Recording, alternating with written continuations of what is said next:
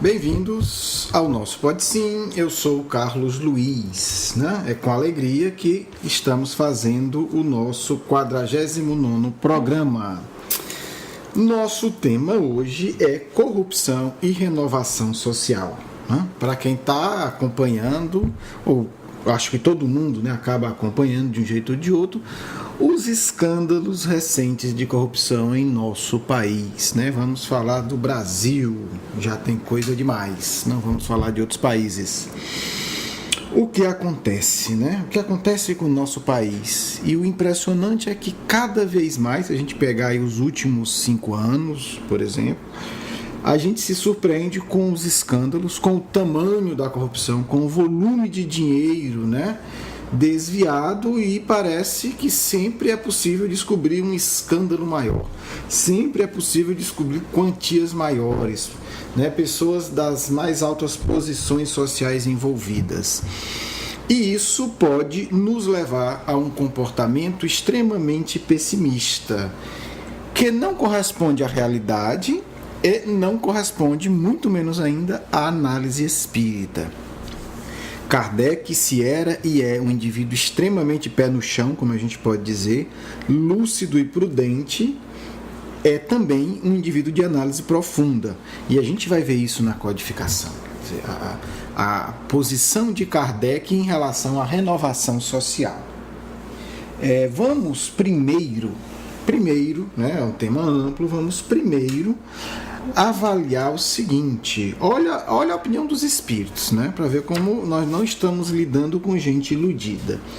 Livro dos Espíritos, questão 808. Kardec pergunta: a desigualdade das riquezas não tem sua origem na desigualdade das faculdades humanas, que dão a uns mais meios de adquirir do que outros? Olha a resposta dos espíritos: sim e não. Que me dizes da astúcia e do roubo? Quer dizer, os espíritos, né? Sim, muitas pessoas adquirem fortuna de maneira honesta com o seu trabalho, e é bom que adquiram, né? Porque o indivíduo que adquiriu, 10 milhões, 10 bilhões de maneira correta e honesta, se ele adquiriu 10 bilhões, ele gerou 100 para a sociedade. Então, ele gerou emprego, então é ótimo. Mas há aqueles em que a riqueza é fruto da astúcia e do roubo, como dizem os espíritos. Na questão seguinte, na 809, Kardec vai tocar já num outro aspecto da questão. Depois a gente volta para a astúcia e para o roubo. Se uma fortuna foi mal adquirida, os herdeiros serão responsáveis por isso? Olha que Kardec pergunta muita coisa, né? Ele vê a questão por vários ângulos. Resposta: sem dúvida, eles não são responsáveis pelo mal que os outros tenham feito. Quer dizer, o filho não pode pagar pelo pai, nem pelo irmão, nem pela mãe, pagar, né? A responsabilidade é individual. Tanto mais que eu pode ignorar, né? Mas fica sabendo que muitas vezes uma fortuna se destina ao homem para lhe dar a ocasião de reparar uma injustiça. Olha aí que interessante, né? Feliz dele se o compreender. Quer dizer, o indivíduo pegar o nosso último e um dos maiores escândalos financeiros, né, de corrupção do mundo, né? Não sei se a gente supera isso, mas enfim. Se alguém herda algum dinheiro desse sabendo, se ele simplesmente, não fui eu que roubei, vou usufruir, ele se torna também responsável pelo roubo. E aí, continuando na resposta dos espíritos, feliz dele se o compreender, quer dizer, que aquela fortuna veio para a mão dele para ele reparar. Se o fizer em nome daquele que cometeu a injustiça, a reparação será levada em conta para ambos.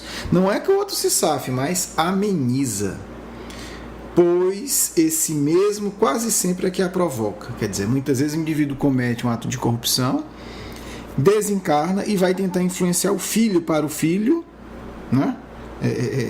Começar a reparar o erro, porque não é tão simples, gente. O indivíduo desviou 10 dos cofres públicos, ele não vai ter lá e colocar 10, não é simples assim, porque para ele desviar 10, ele prejudicou, às vezes deu um prejuízo de 50, tá certo? Então é um cálculo mais complicado, mas não vamos entrar nisso, né? Isso aí fica para os nossos contabilistas espirituais, tá certo? Porque no fundo a questão é da consciência, né? Quantas pessoas e como ele prejudicou. E aí fica, qual é a proposta, qual é a postura do espírita diante de todos esses escândalos? E aí nós vamos entrar num tema muito, muito, muito delicado. Talvez por isso a gente não ouça falar muito desses temas no movimento espírita. Mas, como fez Kardec, né, que a gente busca aprender com ele, a gente tem que enfrentar todos os temas com prudência, com equilíbrio, né? E cada um faz a sua avaliação, já que nós somos aprendizes de Kardec e não Kardec, tá certo? Mas o que é que a gente consegue entender de tudo isso? Nem um extremo nem outro, tá certo? Nem simplesmente dizer, coitadinhos. Claro que a gente tem que ter compaixão por esses espíritos, porque são débitos clamorosos. Quantos séculos eles vão precisar para reparar isso? Será que voltam sequer a esse planeta? É uma questão séria a se pensar. E se voltarem, quantos séculos de profunda privação, sofrimento, seja lá o que for, e trabalho também, que também não é só sofrer, né? Até conseguir reparar. Quer dizer, você prejudica alguns, pode-se dizer, milhões e milhões de pessoas, né? Então vamos ver que a escala é gigantesca. Um assassinato, como a gente vê no livro Céu e Inferno, o indivíduo passa séculos de sofrimento até reencarnar, até cuidar. Claro que cada caso é um caso. Há outros que conseguem se perdoar e já começam a trabalhar mais direto. Agora, quando a gente fala de causar morte de milhares de pessoas, por que é morte? Porque é dinheiro público, que poderia estar, inclusive, nos hospitais, evitando que a pessoa morresse ou que sofresse tanto antes de morrer. Quer dizer, falta, porque no final das contas esse dinheiro falta para quem mais precisa, né? A segurança, a água, como nós estamos vendo aí, a eletricidade, e isso muitas vezes gera morte, desencarne de milhares de pessoas. Então, quando a gente fala de dinheiro público, a responsabilidade se multiplica por 100 ou por 1000. Né? Se é grave você roubar uma pessoa, né? Roubou a carteira, fez um desfalque que já é gravíssimo, imagina dinheiro público. Então vamos tentar entender isso, porque isso nos leva, se a gente refletir com seriedade, a ter compaixão dessas pessoas. Compaixão. Agora, o que é que significa compaixão na prática, né? E outro ponto, né? Essa compaixão pode levar à melhoria social, porque uma compaixão que piora a situação, tem alguma coisa errada com ela. Então vamos tentar entender esse ponto, né? A proposta espírita inicialmente, antes da gente falar das outras coisas, é de profunda compaixão. Não queiram estar no lugar destas pessoas, porque são responsabilidades assustadoras, são responsabilidades seculares, às vezes milenares. A gente sofre 2, 3 anos de uma prova mais difícil, né? A gente só falta não aguentar. Imagina 10 séculozinhos, né? Então, reencarnando em situações dolorosíssimas, sendo traído, etc, etc, etc. Vem a colheita. Então, compaixão. Agora, que compaixão é essa? E aí, me permitam, eu vou pegar um exemplo que cabe perfeitamente, né? Que é o exemplo da obsessão. Porque esses indivíduos nada mais são do que vampiros, né?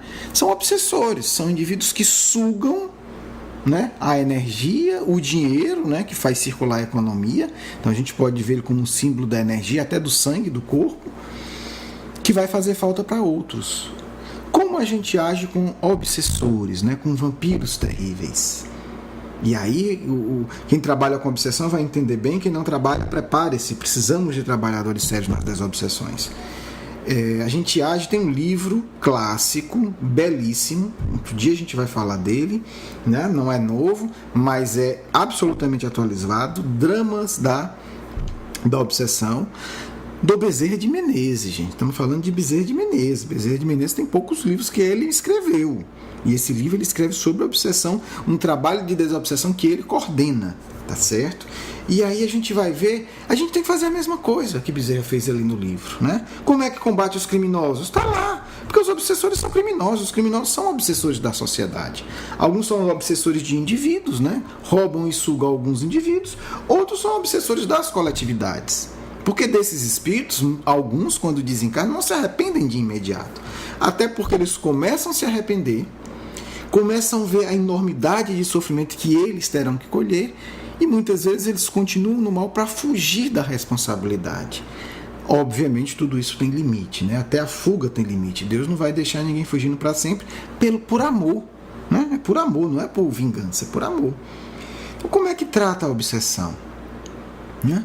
A gente não chama o obsessor lá na mediúnica para esculhambar com ele, para humilhar, porque não resolve. Mas também a gente não deixa o obsessor solto fazendo o que ele quer. Aí é que a gente tem que entender. Temos que ajudá-lo da maneira certa, porque ajudando o criminoso da maneira certa, a gente está ajudando a sociedade também. Né? Então, é esse modelo de renovação social que a gente precisa entender. Nem aquele falso perdão, e que na verdade a covardia deixa como está, ou a covardia do não tem jeito, porque me desculpem, atitude de fuga. Claro que tem jeito, nós somos humanos, nós não somos, né, máquinas fechadas, né? Não somos uma máquina de 100 anos atrás quebrada que não tem peça para repor. Nós somos seres humanos, nós temos jeito, a sociedade tem jeito. Né? Então, nem essa fuga, desculpa a palavra, é forte, covarde de dizer que não tem jeito, nem também o outro extremo da agressividade, de matar, de vibrar com ódio, porque também cometemos erros. E não sabemos. Se tivéssemos ali, enfrentando a tentação que eles enfrentaram, se nós seríamos honestos. Não, eu pelo menos não sei de mim totalmente. Tá certo? Então vamos refletir como seres humanos. O que é que a gente faz na obsessão? Né? A gente, a equipe espiritual e que a gente participa, né? Que espero que vocês participem também desses trabalhos. Se não, lê o Dramas da Obsessão, é uma excelente introdução para essa qualificação. Então, isola-se, identifica-se os espíritos que estão fazendo mal e eles são isolados. O que é que a justiça está fazendo? Isolando. Por isso, promotores, juízes que atuam com uma coragem imensa merecem o nosso apoio e vibração também. Porque são espíritos que estão tendo que fazer esse trabalho, né? Estão lá na ponta do serviço. E a gente tem que apoiar a todos, sem ódio. Meu irmão, vá lá, está certo, tem que isolar o obsessor sim. Tem que isolar, não pode deixar solto. Né? Se precisar os meios de coação, que se use. Os espíritos superiores também autorizam isso. Se a única maneira que tem de fazer com que aquele indivíduo não leve o outro ao suicídio é isolá-lo, isola. Né? Isola. E o Bezerra de Menezes, por exemplo, trabalha, né? Posso falar isso porque está no livro, né? Ele trabalha, por exemplo, com espíritos de índios, de árabes. Por quê? Porque são espíritos mais ligados a uma ação física. E quando é necessário, esses espíritos são acionados e prende mesmo com força. Agarra o braço, dá nó, né? Algema, quando é necessário. E no caso que a gente está vendo no país, é necessário algema e tem que prender. Certo? Então, essa prisão é um benefício para todos, é isso que a gente tem que entender. Nós temos que sair da vingança social para a compaixão prática e aplicada. Meu amigo, você está se endividando cada vez mais espiritualmente, você está prejudicando a vida de milhares ou de milhões de pessoas, você precisa parar. E estamos vendo que para você parar é necessário lhe prender. Por isso você vai ser preso sim. Prende. E aquele que está fazendo isso, se faz com esse sentimento, está vivendo na prática a caridade. Isso é caridade. Um juiz, um promotor, um policial federal que investiga sem ódio no coração, mas por amor ao dever e ao bem da sociedade, está praticando caridade, segundo a definição e a visão espírita. É importante entender. Então, esse é o ponto, né? Agora, isso não resolve tudo não, gente. Isso é o primeiro passo. Isso não vai tornar a sociedade um lugar ideal que a gente quer. Mas se a gente começar a agir assim, a gente começa a fazer uma renovação social que a história do mundo não registra. Porque as sociedades sempre se renovaram à base do ódio. Sempre. As pessoas falam a Europa é um lugar maravilhoso. Não é. E o clima espiritual lá é difícil, né? Não há um clima como quem não conhece acha que é, né, o plano espiritual superior. Vocês aí, meus amigos que ouvem, a gente sabe, tem a felicidade de ter vários ouvintes na Europa, sabem disso. Tem suas vantagens, tem coisas boas que a gente tem que aprender. Mas não há um clima de amor, de fraternidade. Então, infelizmente, eles não conseguiram fazer a renovação social deles, com base na fraternidade. Então você tem uma qualidade de vida em média muito maior que a no Brasil.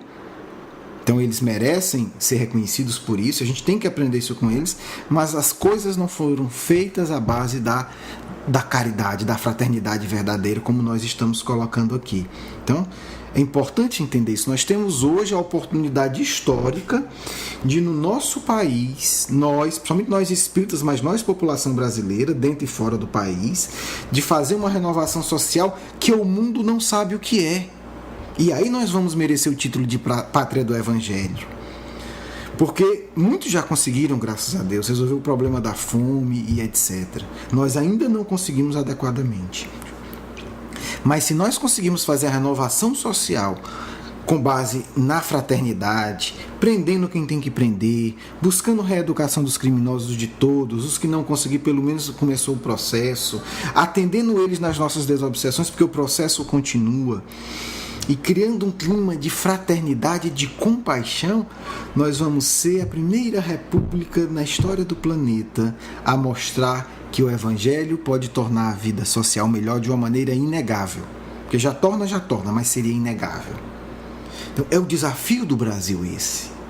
Não é copiar o ódio dos outros, nem copiar a covardia dos outros, nem permanecer acomodado como muitas vezes fazemos. Mas também não precisamos de ódio. Não precisamos odiar essas figuras que estão aí, né, sendo investigadas como os maiores criminosos da história do país. Não. Precisamos de compaixão. Nós precisamos orar tão profundamente que um dia eles vão cair de tristeza e de arrependimento, como diz Paulo. Né? Paulo é bonito. Paulo diz assim, né? Vamos orar pelos nossos inimigos para que a consciência deles queime como brasa. Isso é caridade. Desculpa a empolgação. Isso é caridade. Né? Isso é caridade. Vamos orar. Meu irmão, você vai ter que se arrepender. Não pode continuar assim. E mandar aquela vibração mesmo firme. Para que haja uma transformação, uma revolução social cristã. Prendendo quem tem que prender. Digo mais uma vez porque as pessoas confundem caridade com crime por omissão. Apoiando quem está fazendo a justiça em nome do amor. Porque esse dinheiro tem que ir para quem está precisando mais do que a gente. Né? E todos nós precisamos de serviços sociais decentes. Né? Precisamos de segurança, por exemplo. Né? Por exemplo. Então o que acontece? Essa é a proposta espírita. Uma renovação social com base no afeto, na consciência. E nós espíritas, segundo o Bezerra de Menezes, na introdução do livro, né, Dramas da Obsessão, psicografado pela melhor médium que já recebeu Bezerra, né, de livros, Ivone do Amaral Pereira, que tinha uma afinidade profunda com Bezerra de Menezes. Diga-se que aí os biógrafos do Chico comentam que quando o Chico queria a opinião dos espíritos superiores sobre o movimento espírita, e a Bezerra que está à frente, a gente sabe disso, ele perguntava para Ivone Pereira: Ivone, o que é que Bezerra tem dito do movimento espírita? Então, não precisa falar mais, né? Isso já mostra muita coisa. E Bezerra de Menezes, através da Ivone, está na introdução do livro, diz: observamos que os espíritas estão ficando, na minha linguagem, acomodados, né? Estão ficando acomodados, tá certo, gente? E ele diz: por isso estou escrevendo este livro, por causa que as mentes espíritas estão já entrando numa faixa de acomodação. É isso que é o grande problema, porque, me desculpe a sinceridade, dói e me preocupa muito mais a nossa acomodação espírita do que os corruptos que estão hoje sendo aí investigados. Eles vão ser presos. Mas nós estamos construindo a pátria do Evangelho, que é a pátria do terceiro milênio.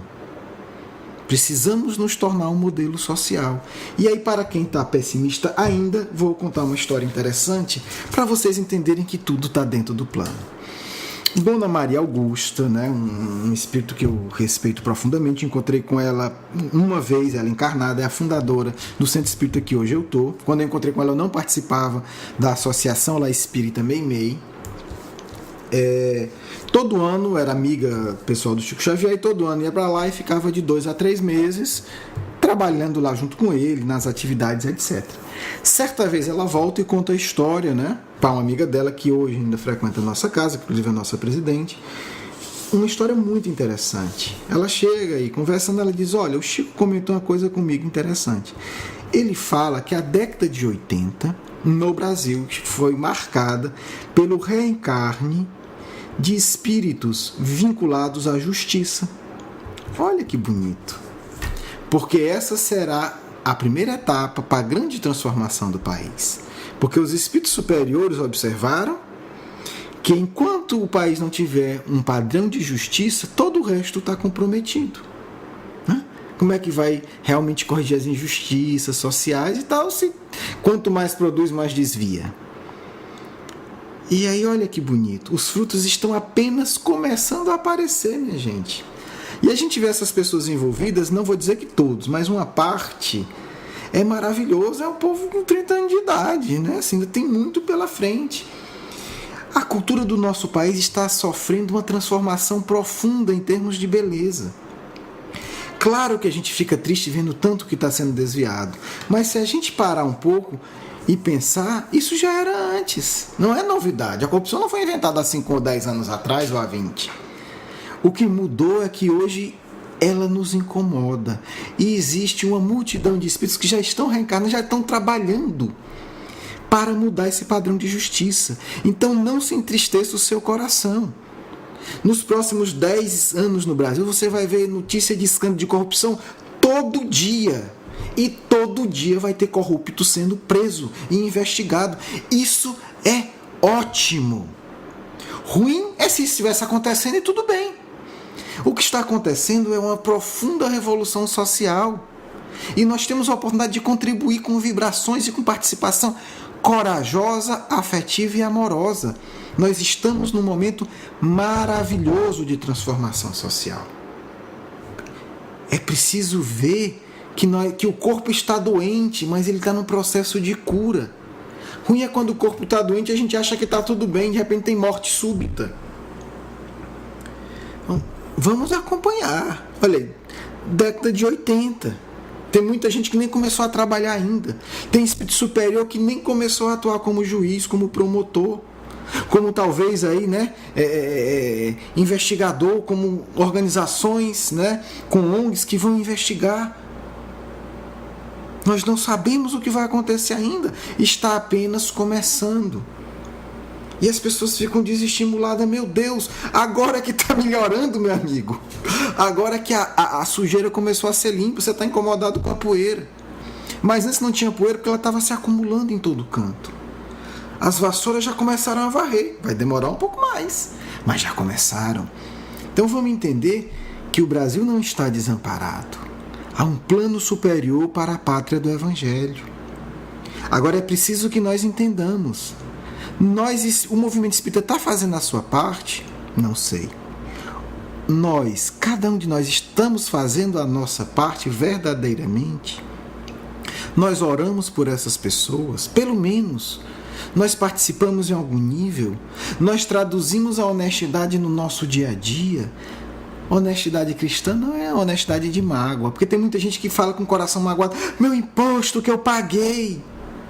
Tudo bem, você está certo, mas só a justiça é incapaz, desculpa a sinceridade, apenas a justiça é incapaz de erguer um lugar bom para se viver.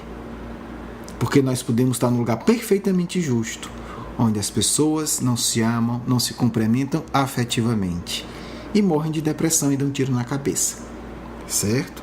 Então é preciso construir a justiça cristã, justiça sempre com muita compaixão, apietando-se deles, porque eu posso lhe garantir que a pessoa que está passando fome hoje, sem ódio, está muito melhor do que esses indivíduos que possuem talvez aí centenas de milhões de dólares em suas contas. Eu preferia estar como um mendigo equilibrado do que como um indivíduo desses. Pode ter certeza. Então vamos avaliar tudo isso. E vamos atuar. Estamos realmente apresentando a mensagem espírita como ela deve, pelo atos, ações e prece? Estamos nas nossas reuniões de desobsessão acolhendo os verdadeiros criminosos do além? Porque esses também, muitas vezes, são vítimas de obsessões terríveis. Aliás, Bezerra de Menezes narra um caso nesse livro, Dramas da Obsessão, que eu indico fortemente, justamente isso. Um indivíduo obsidiado é induzido pelos seus obsessores a ter uma vida desregrada, ele começa a desviar dinheiro de uma empresa, é descoberto e dá um tiro e se mata, dá um tiro na cabeça. Então, há graus diferentes, né, de envolvimento. Então, é preciso que a justiça seja feita com compaixão, não com vingança. É preciso prender porque eles estão se prejudicando e nos prejudicando, não porque a gente quer se vingar. É preciso que esses desvios parem porque nossos irmãos estão sofrendo com isso. Existem pessoas mais necessitadas do que nós, que não têm a menor condição de atender às necessidades mínimas e básicas, como nós falamos no programa anterior. E o Brasil precisa desse dinheiro para ajudar também o resto do mundo. Né?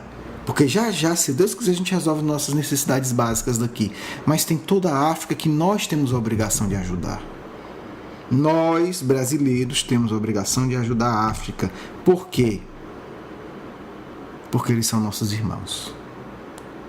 Eu podia falar da história, de karma, mas isso tudo é tão pequeno quando a gente sente o motivo central. São nossos irmãos. E a pátria do Evangelho só vai ser do Evangelho quando nós tivermos uma profunda riqueza e utilizarmos essa riqueza para amenizar as dores do mundo. Não seremos o país mais rico, mas teremos que ser, se quisermos ser a pátria do Evangelho. Um país que vai ser o país que mais doa, que mais constrói, que mais ensina, que mais compartilha tecnologia. Senão, seremos uma pátria do Evangelho de mentira. Porque não me consta que o Cristo escondeu o conhecimento de ninguém, que ele deixou de ajudar ninguém, que ele deixou de doar os frutos dele, que ele deixou de ensinar porque era A, B ou C. Não me consta isso. E se nós queremos ser a pátria do Cristo, façamos como ele ou seremos fariseus. Nós temos condições de fazer, o movimento espírita tem que alertar primeiro aos espíritas e depois divulgar isso para o Brasil e para o mundo.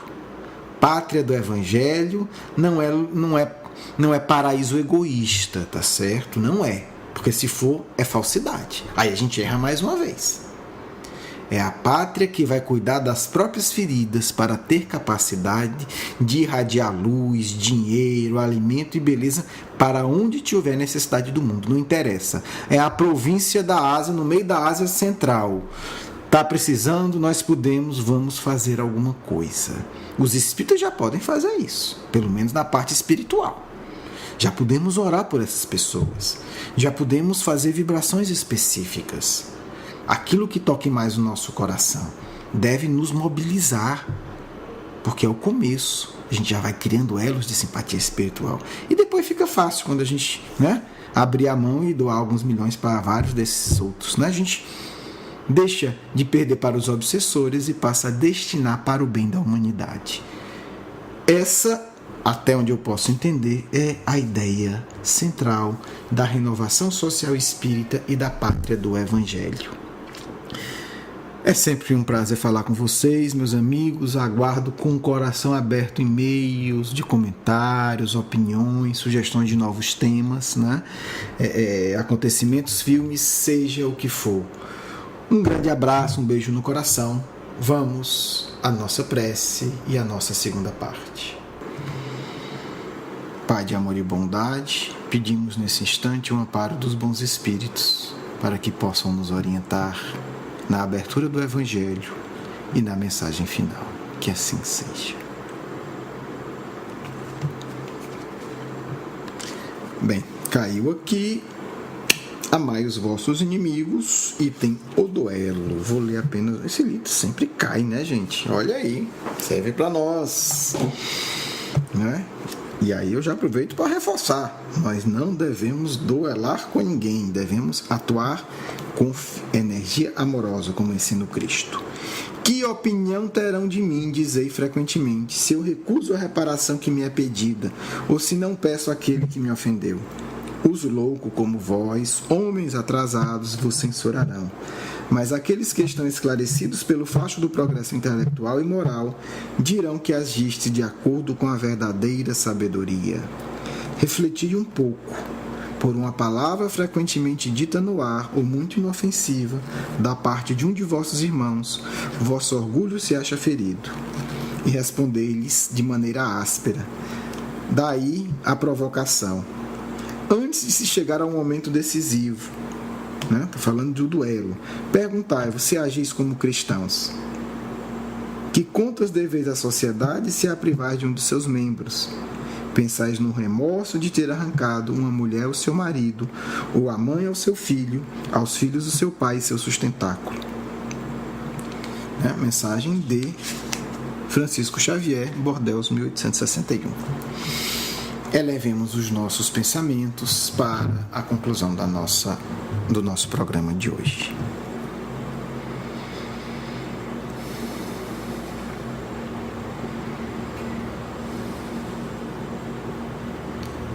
Paz e alegria aos vossos corações, irmãos de ideal espírita.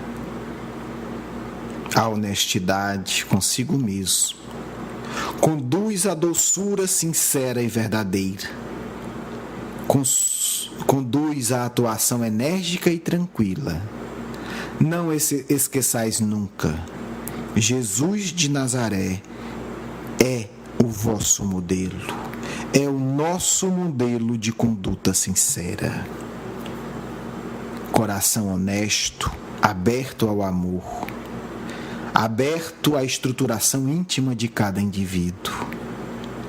Coração atuante a cada instante, na construção de um mundo melhor. Não construireis um mundo melhor com acusações tolas. Construireis um mundo melhor sacrificando as vossas paixões inferiores, para que o vosso irmão sofra menos, sacrificando a vossa cobiça, para que não haja mais necessitados de socorro material, e sacrificando o vosso orgulho, para que se estabeleça a paz nas relações sociais. O caminho do cristão é o do sacrifício íntimo e social para a melhoria da terra. Honestidade sempre, compreensão a cada instante. Apenas a energia da devoção sincera é capaz de sustentar a transformação da terra.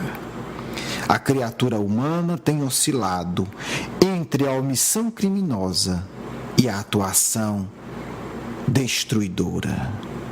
O Cristo é o modelo. Atuai a cada instante, mas nunca acusando a ninguém. Atuai a cada instante, nunca atirando pedras, mas corrigindo-se, melhorando-se, tornando-se o melhor servidor da obra do Mestre, não apenas na instituição espírita, mas em toda a sociedade. Sede vós o modelo de sinceridade que quereis que o mundo seja. Sinceridade com brandura, sinceridade com compreensão, sinceridade com devoção ao acalento da ferida do outro. Não esqueçais nunca. O outro também carrega feridas no coração dele, da mesma forma que carregais nos vossos. Por isso, irmãos, atentai primeiro em observar as vossas próprias feridas, para que todas as vezes que encontrardes um irmão vosso com as mesmas feridas ou até maiores, sabereis como envolvê-lo em vossa paz, em vosso carinho e em vossa compreensão. O mundo mudará apenas quando agirdes como cristãos em todas as esferas da vida, em vosso íntimo, em vossa relação com vós mesmos, com honestidade e compaixão, com brandura e com energia. Quando agirdes como cristãos em vossas famílias, próximas e distantes, e quando entenderdes que a humanidade é apenas uma família mais estendida, E quando sentirdes que as humanidades encarnadas e desencarnadas constituem a família universal. Meus irmãos, que o Cristo dulcifique os vossos corações, para que as vossas vibrações sejam sempre de apoio a todos aqueles que, junto convosco, dizem: Senhor, Senhor, fazendo a vontade do Pai que está nos céus, do vosso irmão e amigo Caibar.